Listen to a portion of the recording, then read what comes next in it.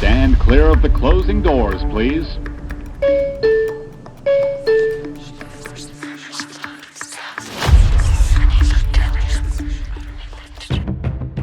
La captura de Mayo ha marcado un antes y un después en la seguridad en este país. Pues esto ha revelado una red nueva a la que no estábamos acostumbrados a escuchar en medios de comunicación, y aparecen personajes en la conversación en torno al narcotráfico como Julián Andoni Arteaga Carias, empresarios nuevamente chinos como el empresario Chuen Yi, señalado de tráfico de fentanilo, y un nombre que no había salido nunca en la conversación de los medios, Iván Archibaldo Guzmán Salazar, hijo del Chapo. Decimos que no existe deuda, pero resulta que entre enero y mayo de este año, México se endeudó con 645,700 millones de pesos. Es el déficit más grande en 16 años, imagínense. Es como si hubiéramos gastado un 152% más que el año pasado, así de ese nivel es. Y el balance primario, que es como el dinero que le queda antes de pagar intereses, también está en números rojos. Es decir, México está endeudado de todas formas. A ver. A mí barájamela más despacio porque yo soy nuevo en estos temas y quiero aprender.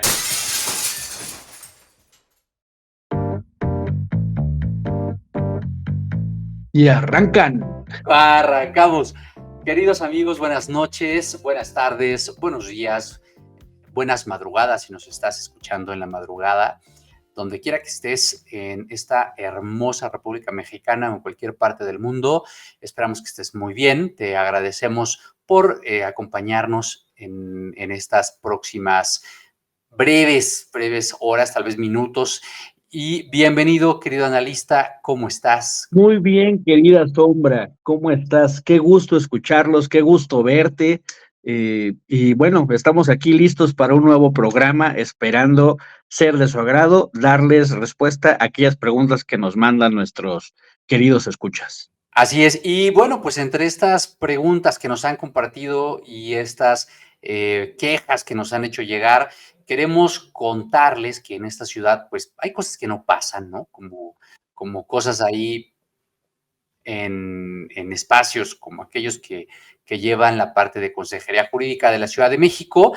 Ya sabemos que todavía, al día de hoy, pues no hay un posicionamiento claro en torno a lo que ha ocurrido con los descuentos masivos en esa institución, y esperamos que esa dependencia se manifieste a través de su área de comunicación social, que tiene la obligación de mantener la comunicación con los medios de comunicación y con la ciudadanía.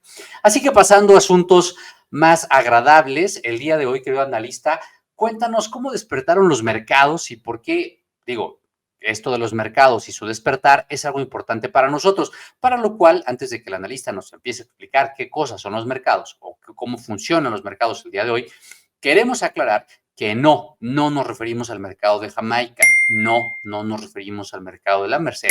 ¿A qué mercado nos referimos, querido analista? Nos referimos al mercado bursátil, básicamente, donde se cotizan, se compran, se venden todas las acciones del mercado accionario, es decir, las empresas, para hacerse de más recursos para sus diversos proyectos, lo que hacen es una parte de su empresa, la ponen a la venta de personas que desean invertir.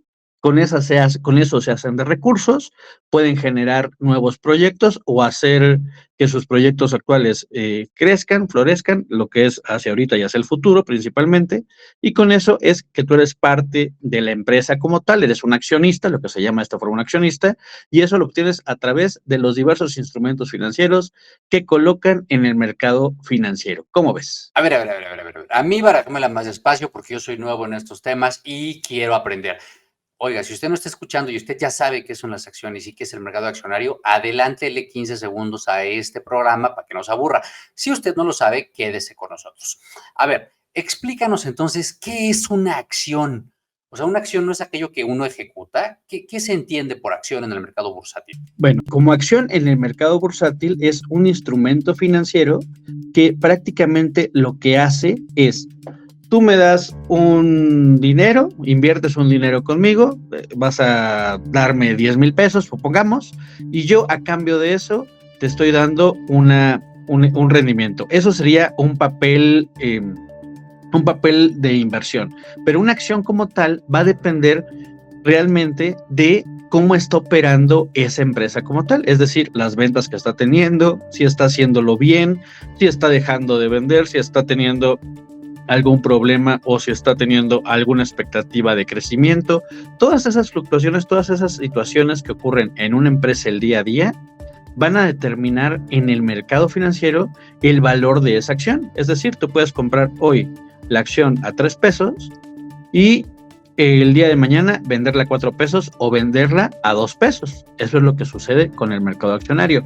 Entonces, el mercado accionario aglutina todas estas acciones de todas las empresas que ponen a la venta sus acciones. Ya te dije, el objetivo principal es generarse de recursos para después dar un premio a aquella persona que invierte. Pero ¿quién da el premio? El mercado mismo. El mercado determina el valor de esa acción. Es decir, la compra y venta, qué tanto se está negociando de esas acciones. A ver, entonces, para confirmar que estoy entendiendo correctamente, vamos a suponer que yo tengo una panadería. Así, una panadería chiquita, tipo Bimbo, ¿no? Entonces, en esta panadería, pues yo necesito invertir para desarrollar nuevos proyectos y no siempre tengo el capital para hacerlo, porque lo primero que tenemos que entender, chicos, es que el capital no siempre está disponible para todos, todo el tiempo, en todos los lugares. Entonces, aquellos que piensen que el empresariado mexicano o el empresariado en general es una fuente ilimitada de recursos o que tiene a su disposición de manera ilimitada recursos, hay que aclarar que no es así, que sin embargo tienen muchos mecanismos para conseguir esos capitales. Uno de ellos son las acciones. Entonces, regresando al ejemplo donde ustedes son los propietarios de una pequeña panadería llamada Bimbo, pues van a tener, vamos a suponer, cuando se funda la sociedad, 1000 acciones. Y entonces de esas 1000 acciones, 550 o 600 las van a dividir entre sus socios directos y el otro tanto lo van a ir a vender al mercado bursátil. Y entonces van a fijar un precio por esa acción. Por supuesto, todo esto es una gran simplificación de lo que en realidad ocurre en el mercado bursátil, porque pues hay un proceso muy estricto para poder participar en esos procesos de venta de acciones o de colocación de acciones y que alguien después podrá comprar 1, 2, 3, 4, 5, 6, 7 a través de un intermediario o de manera directa, si es que tiene la capacidad de hacerlo de manera directa, a precios determinados que irán cambiando en el tiempo en función del desempeño de su panadería llamada Bimbo. ¿Es correcto, analista? Es correcto. Y si ponemos el caso de Bimbo, para darnos una idea de cómo le está yendo en el mercado en este año, podemos decir, Bimbo inició el año con un valor de su acción de 88.99. Así inició el año. Actualmente esa acción ¡Qué vale, qué barato! barato, ¿no? Cada acción vale ¡Qué 88 barato! pesitos. Pero al día de hoy esa acción vale 68.34. Así cerró en el mercado. Es decir, si tú invertiste dinero en esa acción de Bimbo el 1 de enero, bueno, 2 de enero, en la realidad al día de hoy estás teniendo una pérdida de 23%. Dirías, ¿para qué invierto si voy a perder? Pero en el mercado lo que debes de tener en cuenta es que debes de tener expectativas de inversión y estrategias de inversión. No generalmente vas a invertir tu lana a un mes, a 2 meses. Eso lo hacen expertos con otro tipo de capitales.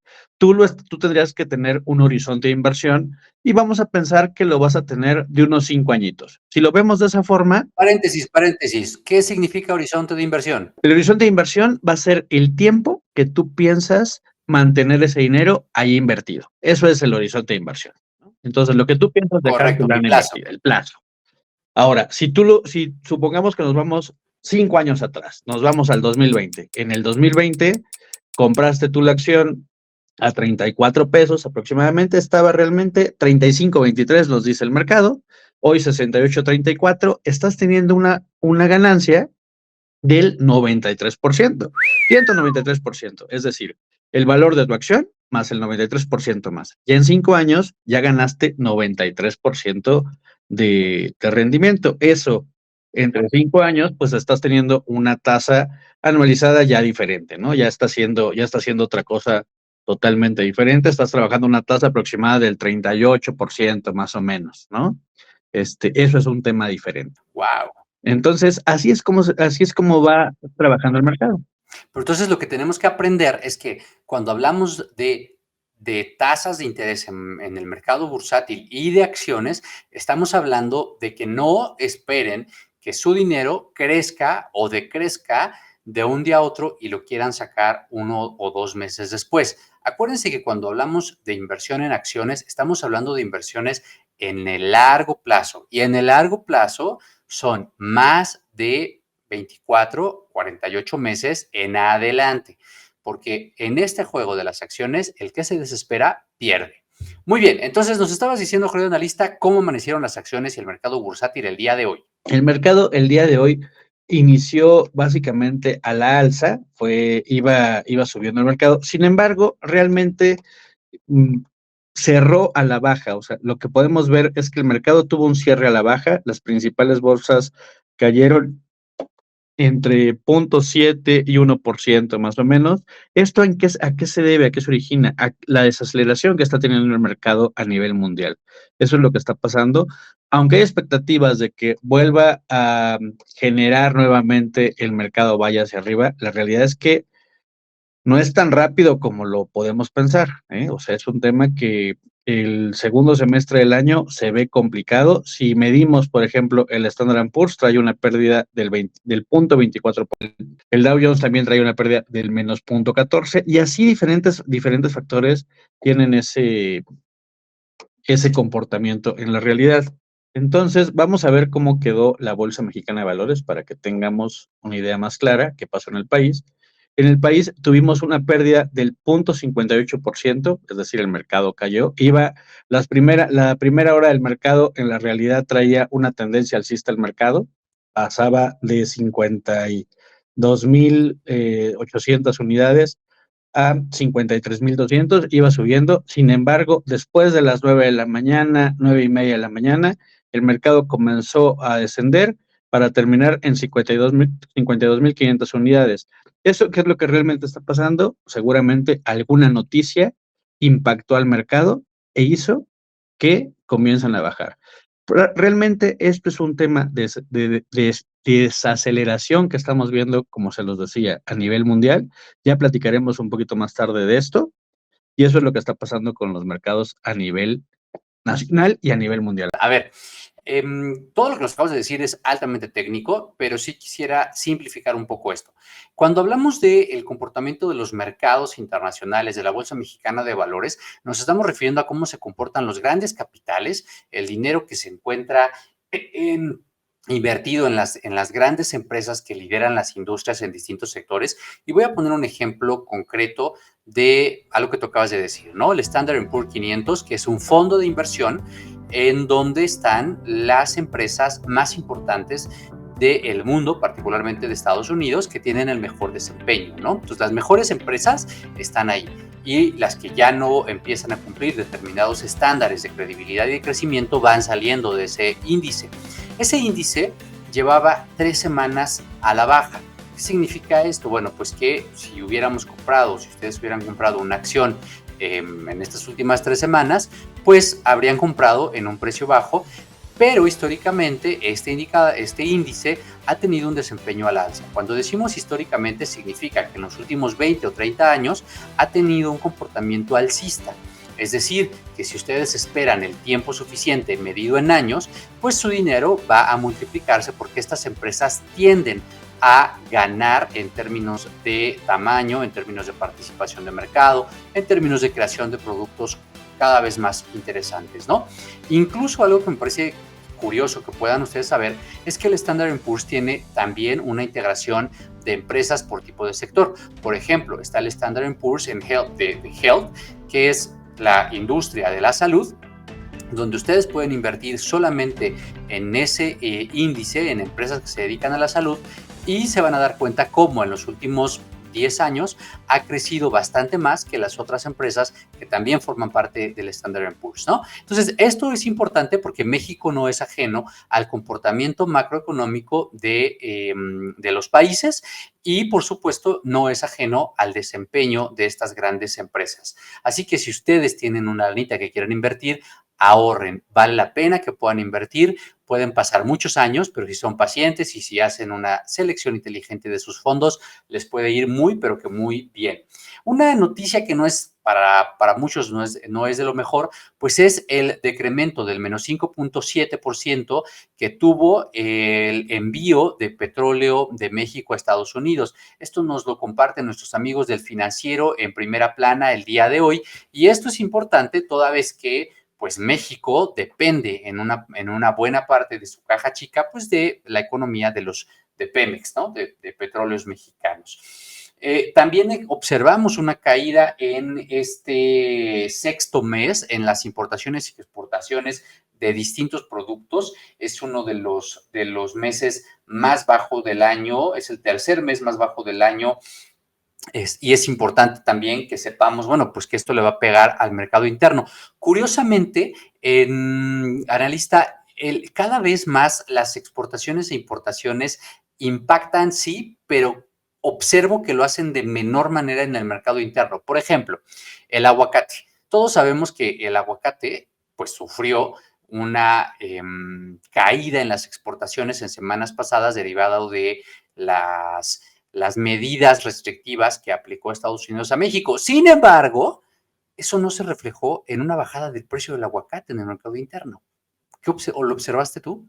Sí, claro, fíjate que es un tema increíble, pero justo eso que estás comentando es como el tema de las acciones, ¿no? Puede ser que hoy no le pegó el aguacate, pero mañana sí le pega el aguacate, ¿no?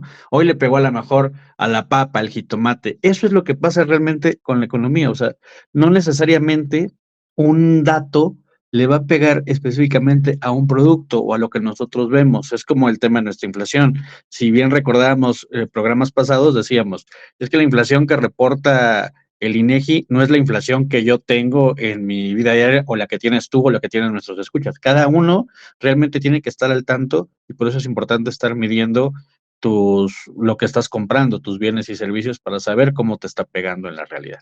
Así es. Bueno, ahora pasando a temas un poco, híjole, pues yo quisiera decir más amables, pero todavía no lo son. Amanecemos con noticias en torno a la seguridad, pues que claramente demuestran que el Estado actualmente está haciendo su trabajo. No voy a decir qué Estado, porque no solamente es el Estado mexicano, ¿no?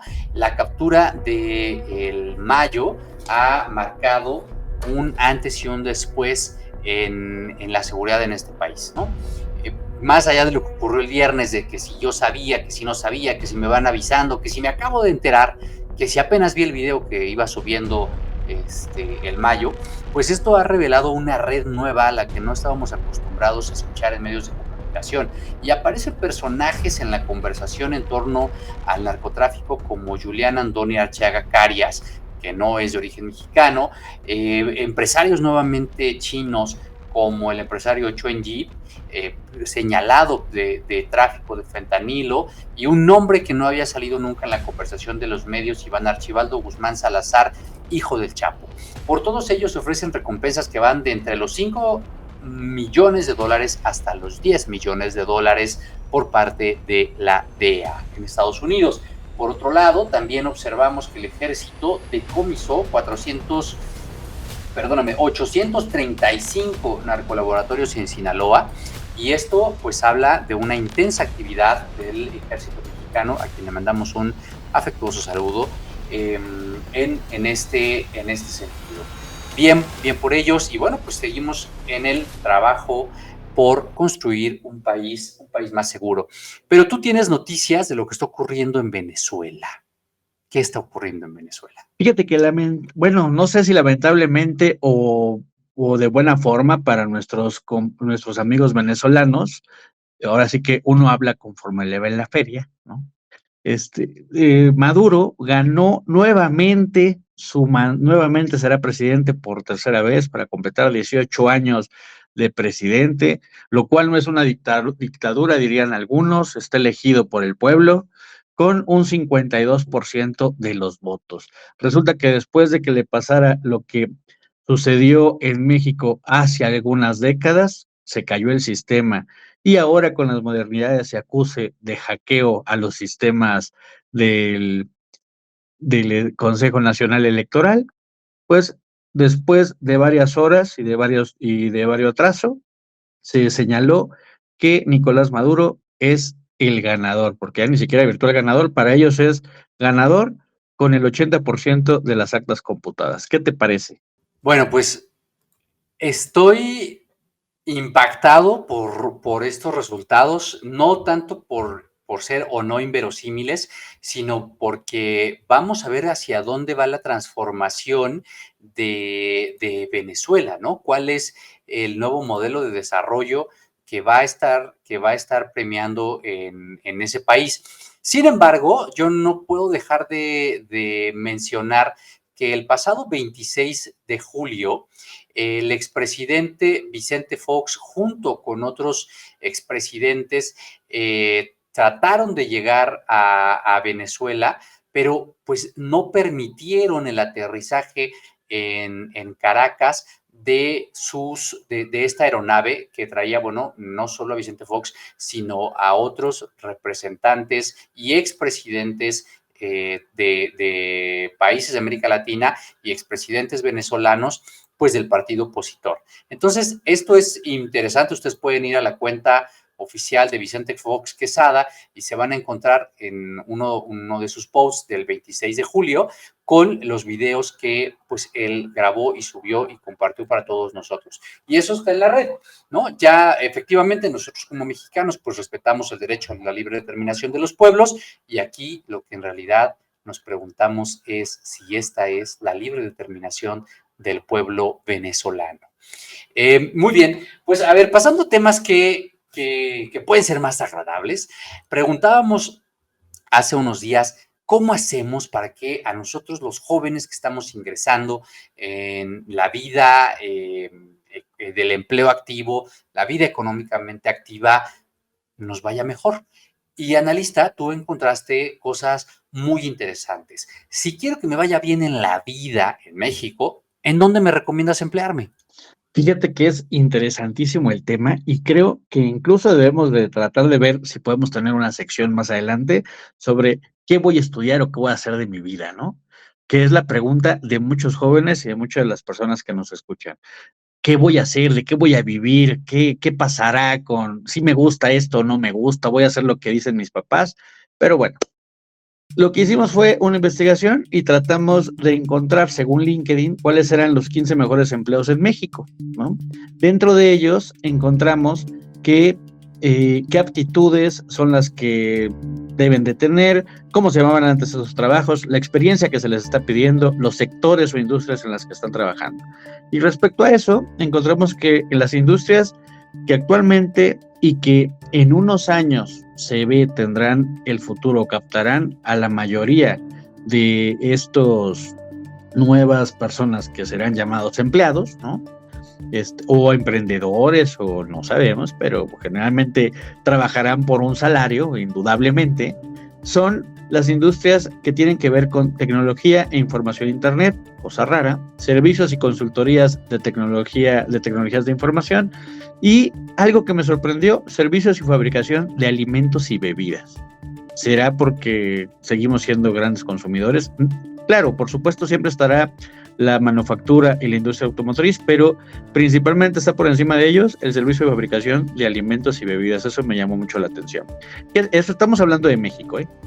En ciudades donde se está concentrando la mayoría de los empleos o los que están mejor remunerados, indudablemente la Ciudad de México, Guadalajara, Monterrey, Querétaro y Tampico y León. Y pudiera ser que una de esas, Quintana Roo, se están agregando a esta nueva lista.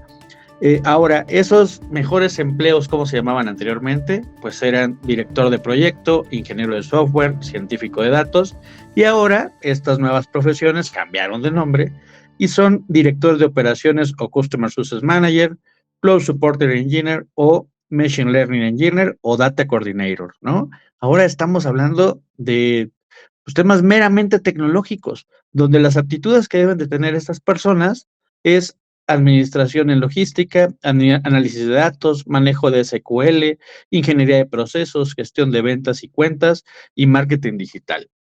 Así que más o menos sabes a dónde te debes ir orientando. La experiencia para tener o acceder a estos mejores cargos está en promedio entre 2,5 y 3,5 años de experiencia. Entonces, ya no debes de estar con que, no, pues es que ese cargo solamente lo voy a tener cuando tenga 20 años de experiencia. Ya no es así. Está avanzando tan rápido esto que cada vez está siendo más rápido. Incluso hay algunos donde con 2 años de experiencia puedes lograr avanzar en estas nuevas profesiones.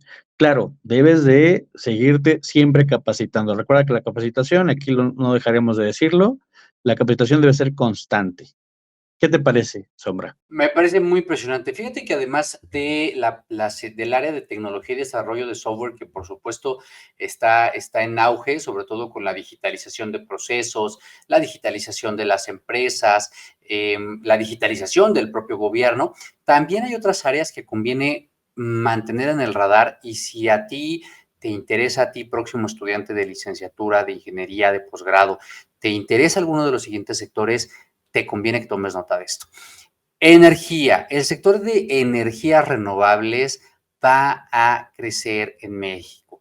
México está invirtiendo en el desarrollo de energías limpias. El nuevo gobierno, encabezado por la doctora Sheinbaum, es un gobierno que le va a invertir a las energías limpias. Y además, no solo en México se está invirtiendo en las energías limpias, Estados Unidos, China, América del Norte, Europa, todos estamos volteando hacia allá.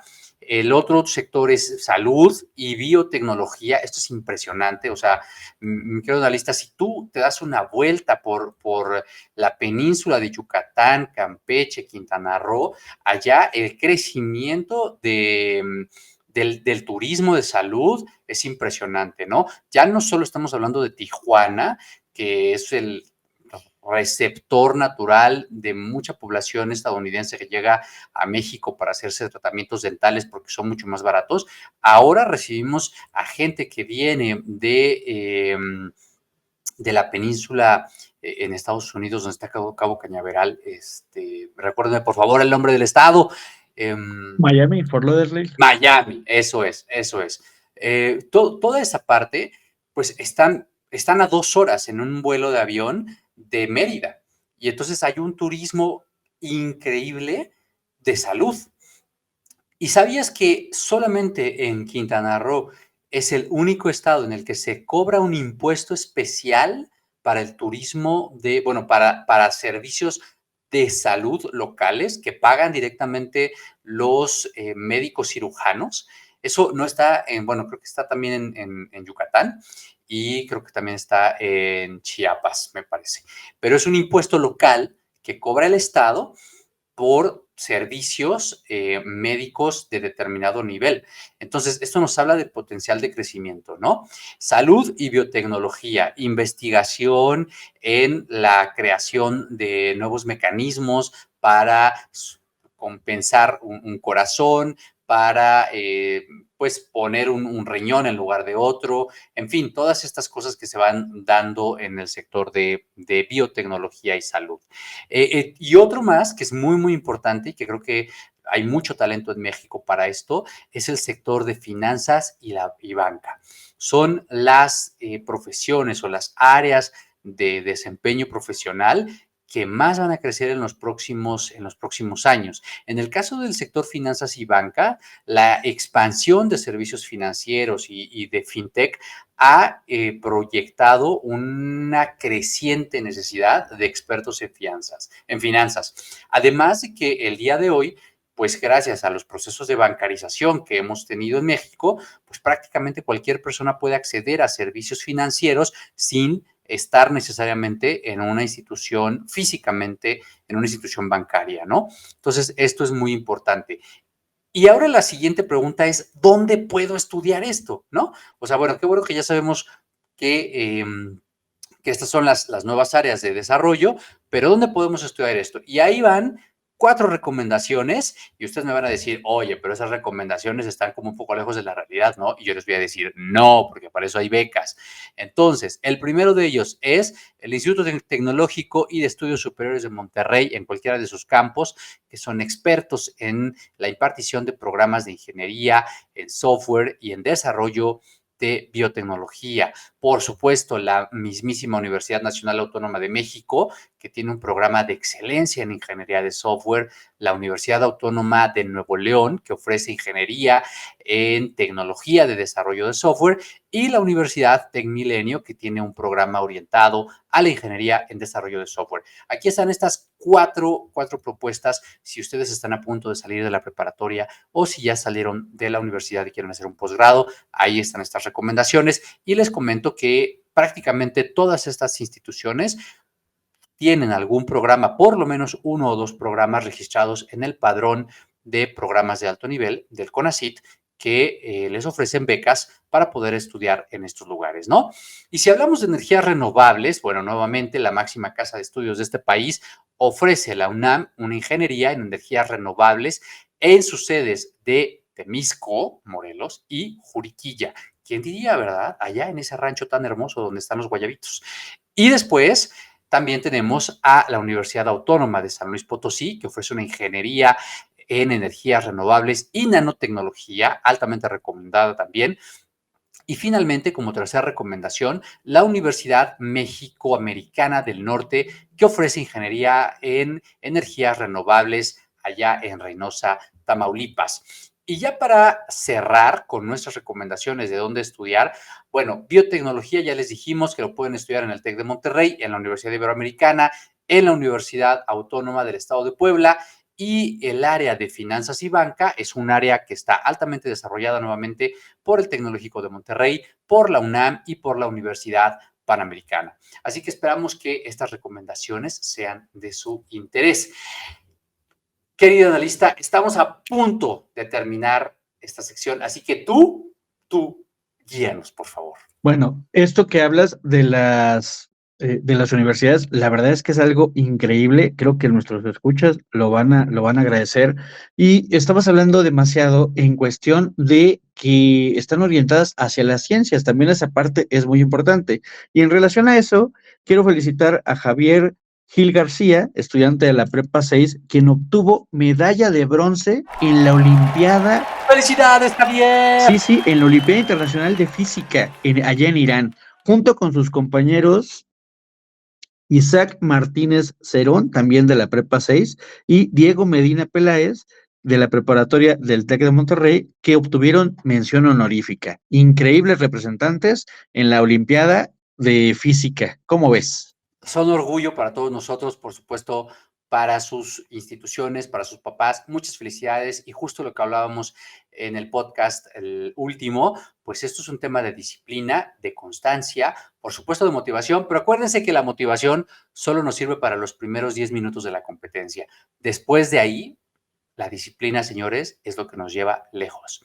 Querido analista, ¿qué tenemos para cerrar? Porque ya nos estamos yendo. Pues para cerrar, nada más quisiera decir y recordarles, ya ven que de repente no hablamos de deuda en este país y menos en este sexenio, decimos que no existe deuda, pero resulta que entre enero y mayo de este año, el México se endeudó con 645,700 millones de pesos.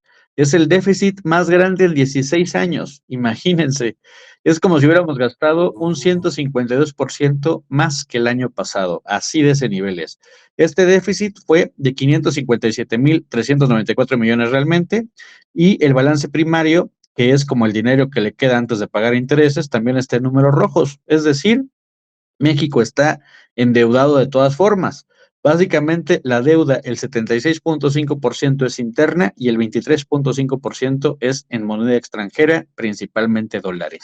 Uy, pues a ver, es que con esto vamos a tener que abrir el próximo podcast porque tenemos que explicar qué pex con la deuda externa. Otra vez, la parte 2, ahora sí con gestos y señales.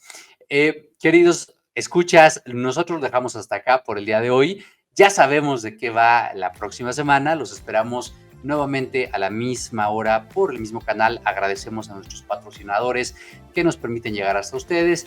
Agradecemos a nuestros anfitriones que nos permiten hospedar este espacio en sus canales.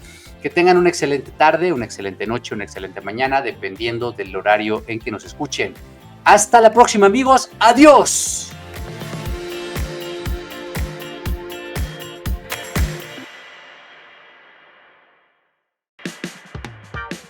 Esto fue ANCOP Radio, un podcast de la Asociación Norteamericana de Comunicación y Publicidad. Síguenos para más contenido. No olvides compartirnos en tus redes sociales. Esto fue todo por hoy. Hasta la próxima.